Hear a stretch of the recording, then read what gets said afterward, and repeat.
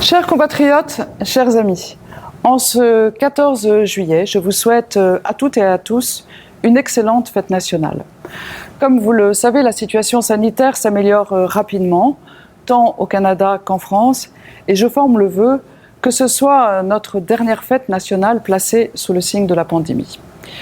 Nous avons traversé encore une année bien difficile qui nous a toutes et tous mis à l'épreuve durement. Et je voudrais cette année encore remercier particulièrement les personnels de santé qui n'ont jamais failli à leur mission. De votre côté également, vous avez tous su faire preuve de résilience et d'adaptabilité. Merci pour votre solidarité, votre courage et votre patience. Mes services consulaires et mon équipe, plus généralement au Canada, ont aussi déployé tout leur possible pour être à vos côtés et je les en remercie du fond du cœur.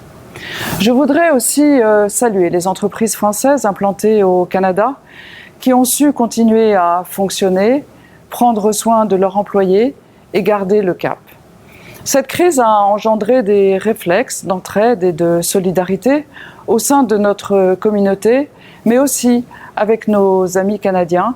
Et ces réflexes cimentent encore davantage l'amitié entre nos deux peuples. De leur côté, nos gouvernements ont pris le temps de se concerter, de réfléchir ensemble à des solutions pour gérer la crise, proposer des solutions pour la traverser et surtout penser à une relance post-Covid durable et équitable. Au niveau international, nous avons pris ensemble des engagements forts pour, par exemple, distribuer des vaccins à ceux qui n'en ont pas encore et emporter notre aide à ceux qui en avaient le plus besoin. Ainsi, nous agissons et nous continuerons à agir ensemble pour renforcer l'aide multilatérale au profit des pays en développement, pour œuvrer à la réduction des inégalités économiques et sociales, et surtout pour créer les conditions d'une relance centrée sur la jeunesse, les droits fondamentaux, le respect de l'environnement et l'égalité entre les femmes et les hommes. Sur ce dernier point, je me félicite du rôle moteur que la France et le Canada ont joué à l'occasion du Forum Génération Égalité qui s'est tenu il y a quelques jours à Paris. Cet événement, qui a été le plus grand rassemblement mondial féministe depuis 1995, a permis au gouvernement et à nos gouvernements en particulier de prendre des engagements ambitieux et concrets. Enfin, parler du monde de demain, c'est évidemment parler de notre planète.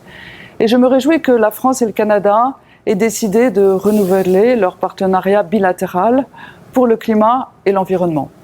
Les températures extrêmes que le Canada vient de connaître dans l'Ouest nous rappellent brutalement que c'est bien maintenant qu'il faut agir.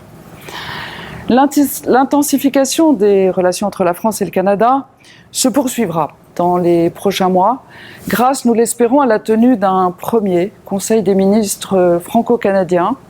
Ce sera l'occasion de resserrer encore davantage nos liens politiques et économiques et nos engagements pour porter toujours plus loin l'amitié entre la France et le Canada et renforcer le multilatéralisme. Chers compatriotes, en cette veille de vacances, je vous souhaite à toutes et à tous une excellente fête nationale. Vive la France, vive le Canada, vive l'amitié franco-canadienne, portez-vous bien.